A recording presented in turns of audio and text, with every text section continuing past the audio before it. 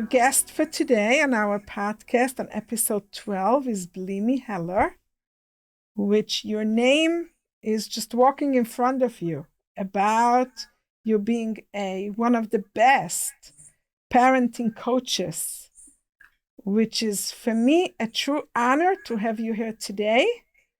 And thank you so much, Blimie, for being here. Thank you. Thank you so much for having me. I don't know if I'm the best, but I'm happy that people appreciate what I share. Yes, which is, to me, it's very special. I used to give parenting classes for many, many years. So I am very excited to have this conversation. So tell me, Blimie, what got you in to be a parenting coach? Yeah. So it really was my own experience as a child, plus my own experience with my own child. So it was a combination, growing up, I saw the way children were treated overall, myself, and not only by my own parents, by society, by schools and teachers. And I remember even then feeling like, I don't like it. I wish children were treated with more respect.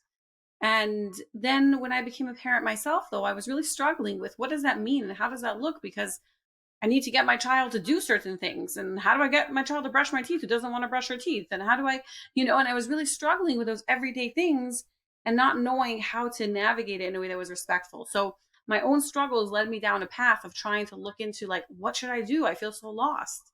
And I found a lot of amazing information that really changed my whole parenting. And I felt so, it really, like I think it saved my whole parenting trajectory. And I felt so passionate about it because I saw how impactful it was with my own relationship with my child, but also because it really spoke to my values as a parent. And I remember thinking, like, wouldn't it be amazing if other parents could hear this too? And if it resonates with them, they could then practice it and do it. So, so, so needed. So you're talking about your child. So how old was your child at the time? And when was it for you, you growing up, when you felt like something is not right and something is missing? Yeah. So my own child was 4 years old. I mean, she was, even when she was two, I found it very hard. But, when she was four is when I was really done. When I was really like, I need to find another way. I can't do this anymore. And when I started searching for this information and started shifting the way I was parenting her. With my own childhood, I think it was very gradual. It was one small step at a time. It probably started from a very young age, maybe when I was 6, 7 years old, where sometimes I feel like this isn't fair, this isn't right. Why do they do this to kids? Why do my teachers send us, speak so strictly to us? Or why, like things like that. And then getting a little older and thinking like, why am I being punished? Why doesn't somebody just talk to me and explain things to me and understand where I'm coming from and work something out together? Like, I'm not a bad person. I don't have bad intentions. Like, I'm just trying to figure it out as best as I can. I need help. I remember having that awareness very clearly, maybe around 12 years old. That's And young. so, yeah, yeah.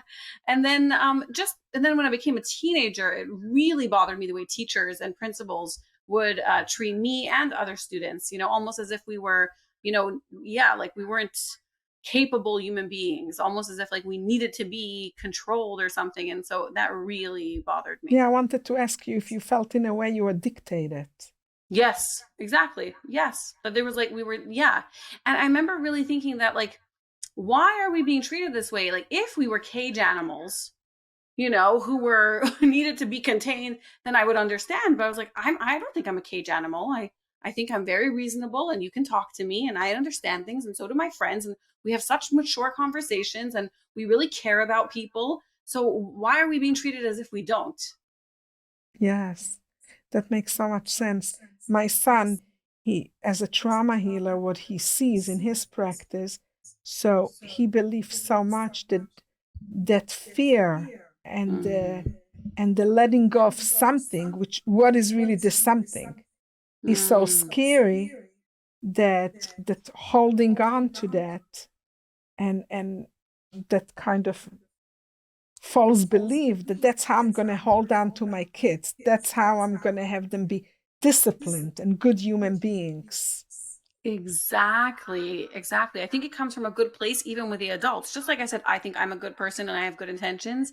I think the adults also have good intentions. And I love it what you said. I think it does come from a place of thinking this is the way to make sure that they're, like you said, disciplined, that they're mentioned, that they're contributing, Yeah, responsible members of society. But yeah, I think it's so sad to think that that's the way, because it in my is. experience, it really is not a very helpful way.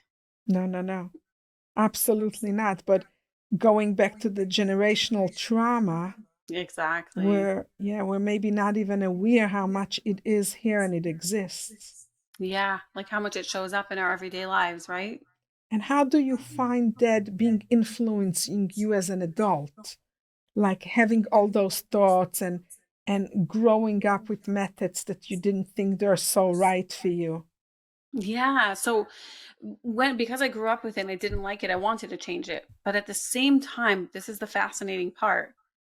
There were many parts of me that believed in it in a way, that were, yeah, that were scared to let go of it. Like I remember when first reading, like, you don't have to punish your children. I remember feeling like relief, like I knew it. I knew I don't have to. Like I knew from when I was a child I don't have to, right? But then my child would do something and a bunch of voices came up inside of me. You need to punish her. You need to, otherwise she's not going to learn. So like we have to realize we're so complicated as human beings, Oh yeah, even though like my mature Blimie was like, no, I don't want to do this. There were so many parts of me that still really, I guess, really bought into that conditioning, bought into like, yeah, children need that in order to learn. true. The Yeah, question is just how do we teach children, right? exactly. Yeah, that's a big And question. we're children too. As Dr. Yeah. Hendricks writes in his book, I'm Okay, You're Okay, and he talks a lot about that each one of us, we're an adult, we're a child, and we're a parent. Yeah. All those three things within us. Yeah. So I would love to hear more about your method, all this realization, and so much. I so much can understand what you're saying, that those mixed messages, kind of those voices, and those different voices. So as Yeah. a result of that, what is it that you did about it? Yeah. I mean, obviously successfully. Yeah. Well, I would, it was successfully ish, meaning I'm a human being who's very flawed and I don't necessarily always practice what I preach or even, stand by my own values as a parent. Of course, I Which fall makes out of, sense. yeah, I lose We're not myself. perfect. We don't want to be perfect. Exactly, exactly. So I just want to be clear about that in case anybody thinks I've got it down, perfectly. It's a journey always. Also, I keep learning and growing more. But for me, it was really, I think, going for help and really learning how to navigate those parts of me and learning how to like understand where it's coming from inside of me and why I feel that way. And then to learn how to listen to that part of me instead of obeying that part of me, just listening to it, listening to, the message that it's carrying. Sometimes it's because it really cares about disciplining my child, or it's a part of me that was hurt in childhood, or whatever it is. And so I just had to learn to really integrate those parts, listen to those parts. And it really was mostly about working on myself. Which at the end of the day, that's always the bottom line, right? Right, But exactly. it's much easier said than done. And I find that any human being, but especially women and moms, if they can take that time and go for healing Hmm. and be honest with themselves and others, that's huge. It is huge. Be honest with themselves and others. I think that's also huge, especially for women. Yeah, yeah. Mm-hmm. You know Mm-hmm. what they say, a lot more men sit in jail and a lot more women sit by therapists.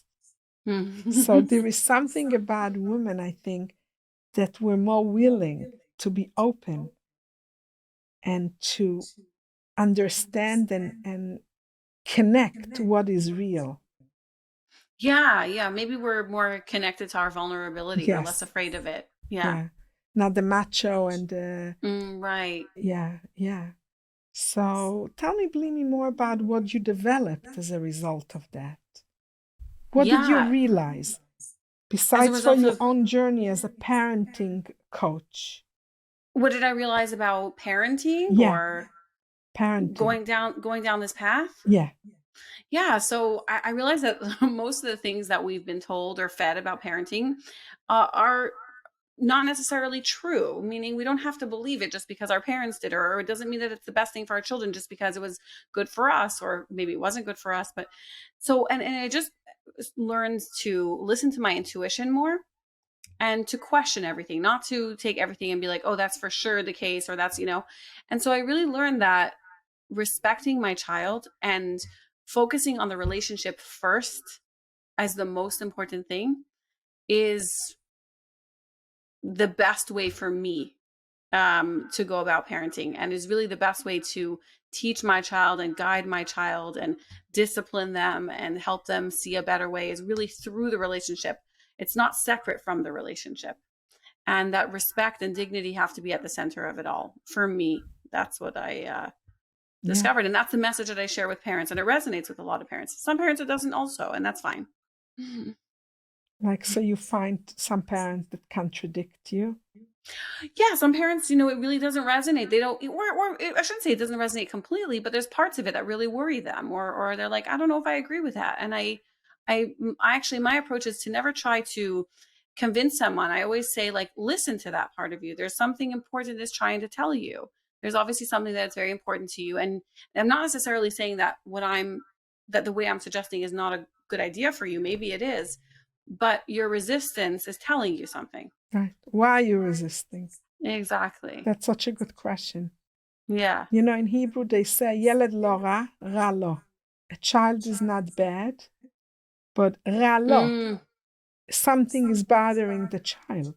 right. There is no Right. bad children. Did you see little infants that are mean or they're bad?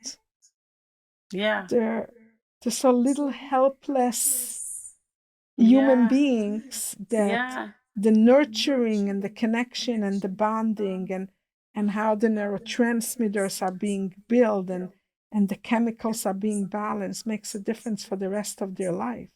Yeah, it really, really does. And like you said, they're little people who are just learning how everything works. And they're this is another thing I learned is that, like, I didn't understand anything about development, before trying to look at information. And I realized that children really have a lot of skills that they're lacking, a lot, because their brain is not fully developed. And so we almost look at them, and then when they act like a 5-year old, we get worried, and we imagine already the future when they're 20 years old that they're going to do this, and we lose our minds. I used to do this all the time. Oh my goodness, they're most likely not going to do that when they're 20. This is what 5-year olds do, because 5-year olds are still lacking a ton of skills, and you're going to help them with those skills, and eventually everything will sort itself out. But it's so hard to trust that. We get so worried as parents, but it's this Right. very slow process, and they really do need our nurturance and our guidance more than they need our, heavy hands.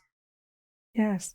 So you're talking a lot about developmental psychology, how the Correct. brain develops, and Correct. when and how the subconscious develops, and that is all very meaningful and very, very real. I Yeah. couldn't agree with you more.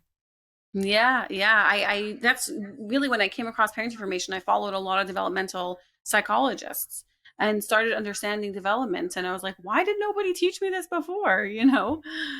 Yeah. And also, maybe from your experience with other parents and yourself as a parent, tell me if this speaks to you that as better parents, we're not perfect, but as better parents as we can possibly be, we have a better chance for our children to develop in a healthy manner. I think so. I think that's what the research shows, and that's what probably common sense, lets us know. Yeah, is that, the healthier we can be, or I don't really love the word healthy, but the more emotionally present we can be, and the more we can integrate parts of ourselves and reach towards a sense of wholeness. Of course, that impacts our children. The more they're nurtured. Dr. Bessel van der Kolk, I love his quote. I say it all the time. He always says the parent-child connection is the most powerful mental health intervention known to mankind. right? And so it is, they have a lot of, like I said, studies to show that really the nurturance and the love is creates a lot of resilience. People think it's opposite. They think like, if children are toughened up, they're going to be resilient. Now there is a smidgen of truth to that, meaning that a little bit of stress with support, it does build resilience. But we're not talking about, first of all, stress without support, and we're not talking about way too much stress where like it's too distressing to the child. Children need a lot of support.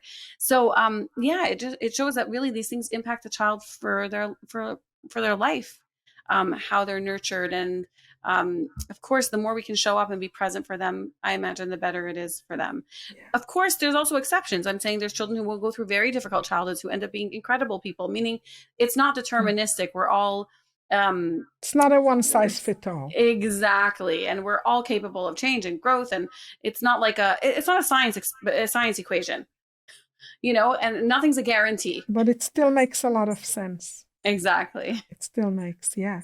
Yeah. For sure. So when you talk about not punishing children, I like that line. What do you mean by that?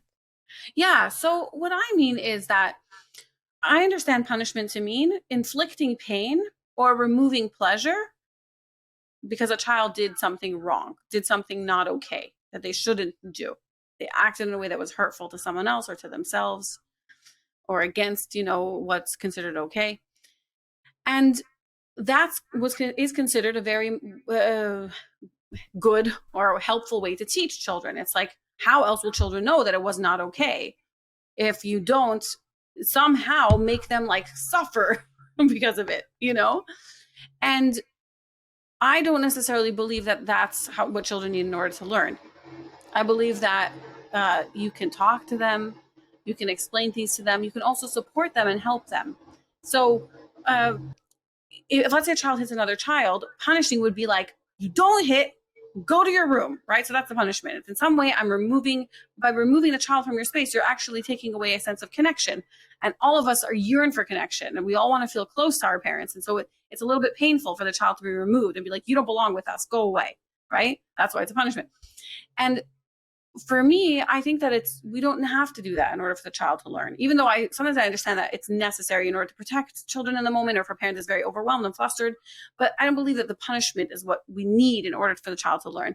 I believe we can actually first understand why the child was hitting. Where was it coming from? What were they trying? There's always a need behind every behavior. Behavior is communication. The child was trying to get something done.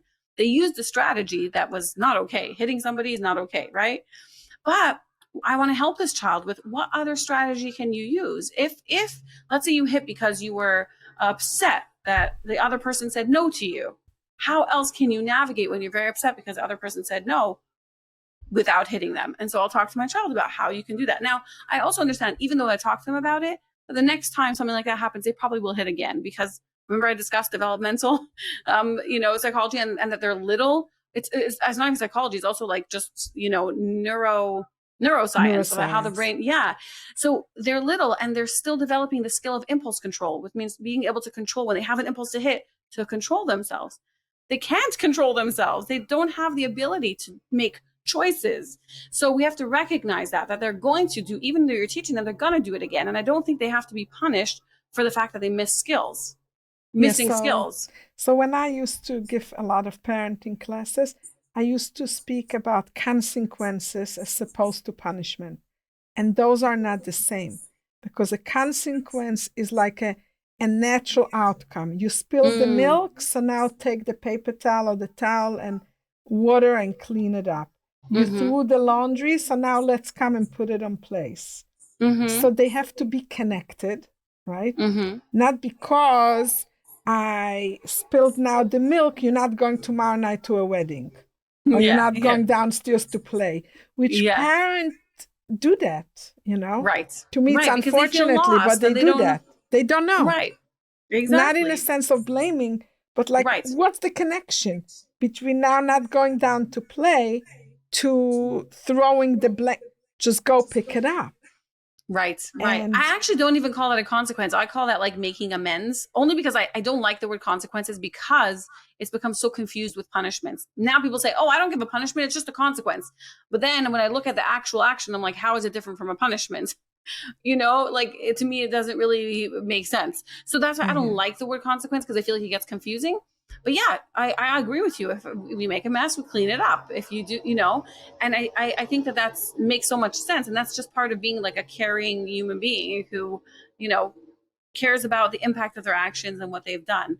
Yeah. I also think that punishments really a lot of times shut down a child's sense of caring and sense of responsibility. I know parents are trying to do that when they punish a child to get them to care, or to get them to take, but I actually think it does the opposite, because they become so full of either anger towards the parent, like, why are you punishing me, or shame about themselves, that they actually, it makes it harder for them to connect to what they did and how it impacts other people. I really like to, as much as possible, preserve the sensitivity that my child has, and not to harden them.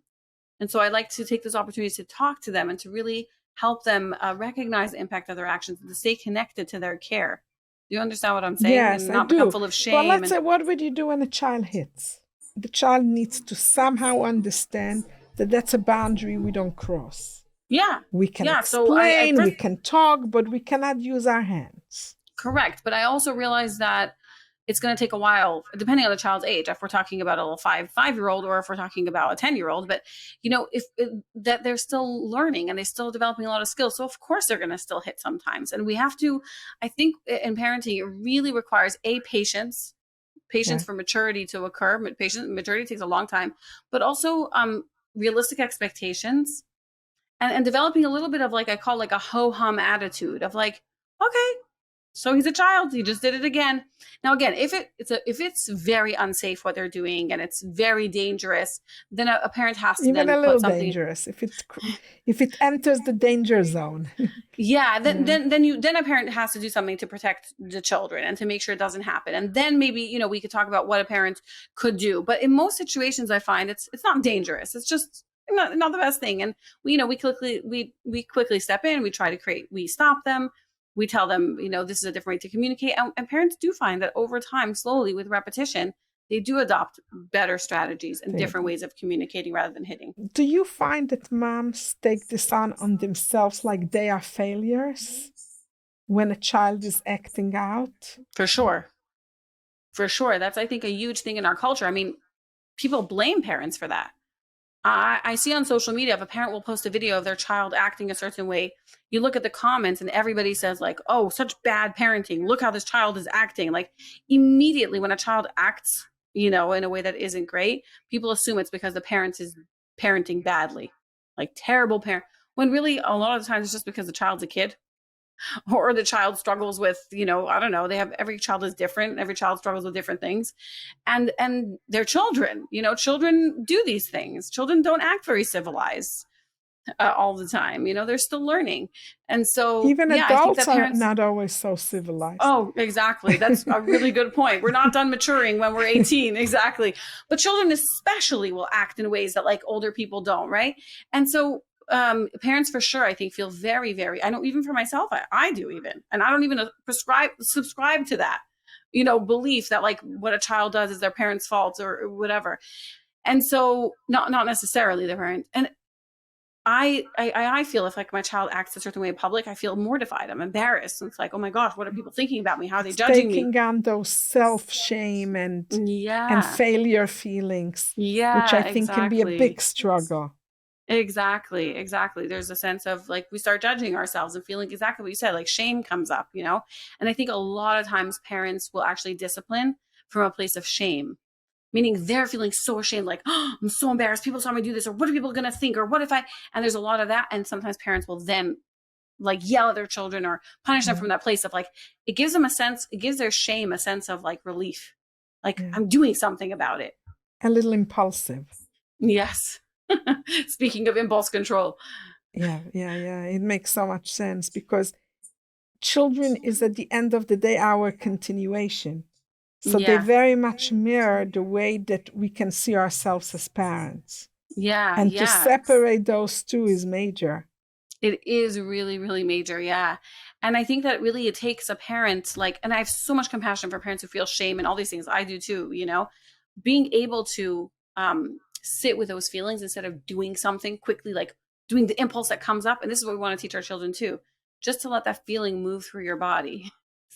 Sit Sit with with it. it. Don't act. Exactly. Don't act on it. Just be with it. Like, painful feelings are a part of life. We're all going to feel them. Like, just to sit with it. And that's really the idea here, and that's the thing. Isn't it funny? You said how, we were like, adults still struggle with impulse control. Exactly. As parents, sometimes we can recognize that in ourselves, where Sure. we struggle to control our impulses. Right. So I see it as really, I'm learning alongside my children how to do this. For I'm sure. learning alongside my children how to sit with my feelings instead of acting on it right away. All the things that I'm trying to teach them, I'm trying to teach myself, learn myself. That that's a very good method. My kids are Yeah. all adults and I'm still learning. Yeah. Yeah. I think I'm I'm learning forever going to be learning. I'm learning on the grandkids. You just keep learning. Yeah. Yeah, for And sure. I what is your take? And then I know you have to go. What is your take about motherhood in general when moms, if they're ready, if they're not ready, how that impacts their parenting? Is there some self-work they have to do with themselves before? You mean ready to be a parent? Yeah. So, okay, well, I'm not sure I understand your question. You're saying if a parent becomes a parent before they're ready, Yeah. Do you is find that to make a difference? of course. Of course. I mean, if you want to be really real here, I work with parents like that all the time. And there's a lot of feelings that most of us are too ashamed to talk about, and we don't want to acknowledge that it exists. But feelings of resentment that they feel. I didn't have a choice. I didn't want. And then on top of that, see, children are very, very hard to take care of, if we're being honest. Like, it takes a lot of any parent to take care of children. They're human beings, and little children, like we discussed, are first of all uncivilized, also very needy. They need a And lot they're from here to you. test the parents. Exactly. Subconsciously, they always gonna do that. Yeah, well, yeah, they want to see, like, am I safe? Do you Yes, love me? Am I yes, yes, not for exactly? bad reasons, but they Yes, always gonna yes. put us under a test. Yes, yes, and I think that, so even under the most best of circumstances, it's challenging. And then can you imagine that on top of that, the parent is feeling resentful and feeling like, I wasn't ready, I didn't, or I right. So Oh, I it's see it in very Sparks all the challenging. time with moms with Mm, postpartum depression and anxiety. Like I mm, always say, yes, it's hormonal, but what else is going on there? Is it wow. always only hormonal? No. And Yeah. that's why I ask you this question Wow. as a parenting I've coach. Yeah, I have so much compassion for parents, for all parents, especially for parents in those situations, because it's very tough. It's very, very hard. And they love their children and they want to do what's best for them. And at the same time, they want to care for themselves and it's very hard. An inner struggle. Yes, An inner yes. struggle. So being Yeah, ready is very important. I mean, I believe we so. might gonna get beaten up here I for was just going to say that we're going into very for tricky saying territory here. it, but you know what? We should have Yeah. an honest I was conversation. just going to say that. I'm so happy you mentioned it. I'm so happy you brought it up. Yeah, I think that it needs to be said, like, for those of us who work with parents, specifically, mostly mothers I work with, and I'm imagining right same with you, like, we see these things and we All know the it exists time. and we know it's out there. There's so many things. Another thing that people are very ashamed to talk about is mom rage. That some parents are also, and it can come from a combination of things, and they rage at their children, and they're so ashamed.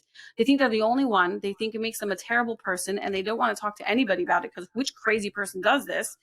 And at the same time, if only they knew that there's so many parents who struggle with this and there's help out there for them. Yeah. Go get help. So, Yeah. Blimie, I'm going to give you the last word. This passed so quickly.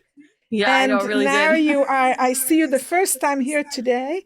And I really want to talk to you more. Oh, thank you. But Yeah. I'm giving you the last word. What is it that you want to tell all these moms listening to us today? Yeah. I think what I want to say is, like, what I'm feeling right now is an overwhelming sense of compassion for them. And what I want to say is, care for yourself. When you care for yourself, it automatically spills over into your children. I think sometimes we think, like, especially listening to me, where I say, like, don't punish the children and respect them and this and that. Parents can get very caught up in that and stuck and think, like, oh, now I need to do this in order to be a good mother. And I actually really, even though I do believe in everything I said, I believe that it's really much more about yourself. and where you're at and how you talk towards yourself and how you treat yourself and how you show up for yourself and what's going on inside of you. And the more that you are taking care of and speaking kindly to yourself and being kind to yourself and standing up for yourself and protecting And your forgiving needs. yourself. Yes, of course, having compassion for yourself. Take the time for yourself. It's not selfish at all.